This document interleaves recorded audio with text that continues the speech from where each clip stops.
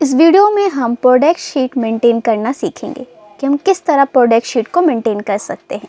चलिए video start करते हैं। तो यहाँ पर आपको सीरियल नंबर दे रखा है, यहाँ पर प्रोडक्ट नेम दे रखे हैं जो भी आपके सेल हुए हैं, यहाँ क्वांटिटी और यहाँ एक पीस का रेट दे रखा है।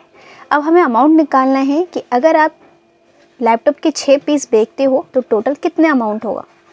तो हमने फॉर्मूला लगाया इज इक्वल टू एक पीस का रेट ये रहा इनटू, उसको किससे इनटू कर देंगे, क्वांटिटी से, और क्या कर देंगे, एंटर। तो आपके 6 पीस कितने में बिकेंगे, 1,80,000 में बिकेंगे। इसके बाद है डिस्काउंट। अगर आप बल्क क्वांटिटी खरीदेंगे तो आपको कितना परसेंट का डिस्काउंट दे रखा है, 5.7% का डिस्काउंट दे रखा है। तो हमें अमाउंट पर डिस्काउंट कितना निकालना है, 5.7%। तो हमने लगाया इज इक्वल टू, ये जो डिस्काउंट निकालना है किस में निकालना है, आपको अमाउंट पर निकालना है। तो अमाउंट को सिलेक्ट किया, इनटू कितना परसेंट, 5.7%।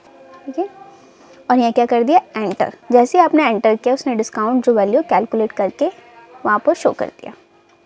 इसके बाद है अमाउंट आफ्टर डिस्काउंट, क्योंकि जो आप डिस्काउंट दे रहे हो वो क्या करेगा, पर्सन जब पेमेंट करेगा तो क्या करेगा, जितना भी उसका अमाउंट बनेगा उसमें से डिस्काउंट को माइनस करके आपको पे करेगा।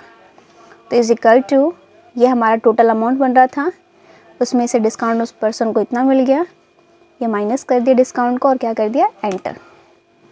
अब वो पर्सन कितना अमाउंट पे करेगा आपको, तो वो पर्सन अब आपको कितना अमाउंट पे करेगा, 1,69,740 रुपीज़ आपको पे करेगा। इसके बाद है जीएसटी। अब आपको जीएसटी भी देना होगा। तो जीएसटी हमेशा जो निकलता है, अगर आप डिस्काउंट दे रहे हो तो डिस्काउंट के बाद जो अमाउंट होता है उस पर जीएसटी निकलता है। तो हमने इज इक्वल टू, जीएसटी कितना आपका 18% है। तो हमने जो अमाउंट निकाला है डिस्काउंट के बाद उस अमाउंट को सिलेक्ट करेंगे और उस पर कितना परसेंट निकाल देंगे, 18% निकाल देंगे, इनटू 18% और क्या कर देंगे, एंटर। तो आपको जीएसटी कितना पे करना होगा, 3,553.2 पैसा।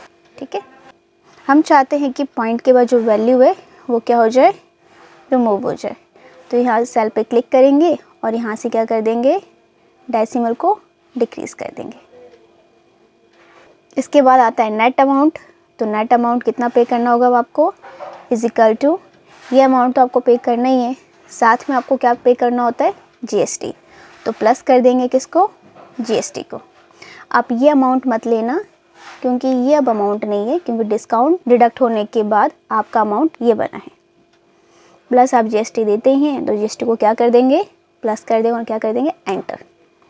तो लास्ट में जो अमाउंट आप पे करेंगे कितना करेंगे, 2,02,93 रुपये। अब इसको करते हैं।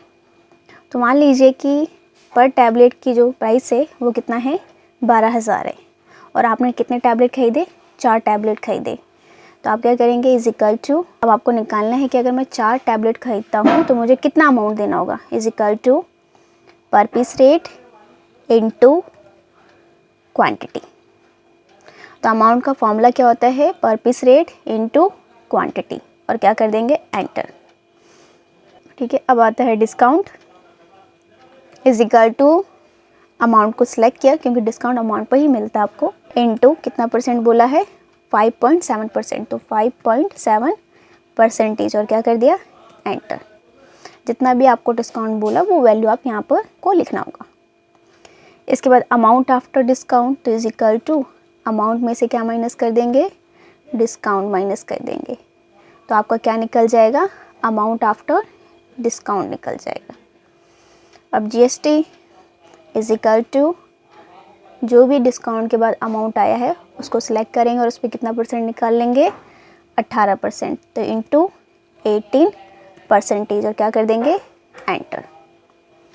अब net amount is equal to, जो भी डिस्काउंट के बाद अमाउंट आया है वो तो पे करना ही है, साथ में हमें क्या पे करना है, जीएसटी, और क्या कर देंगे, एंटर। अब इन फॉर्मूलों को नीचे ड्रैग करते हैं, इस पर क्लिक किया और इस फॉर्मूले को क्या कर दिया, नीचे ड्रैग कर दिया।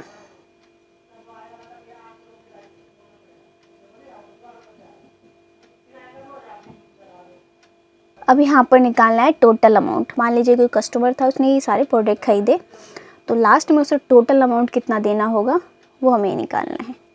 तो is equal to sum bracket open, ये उनका नेट अमाउंट बन रहा था, इस सभी को क्या कर देंगे, सम कर देंगे, ब्रैकेट क्लोज, एंटर। तो लास्ट में उस पर्सन को कितना अमाउंट देना होगा, 5,45,243 रुपये।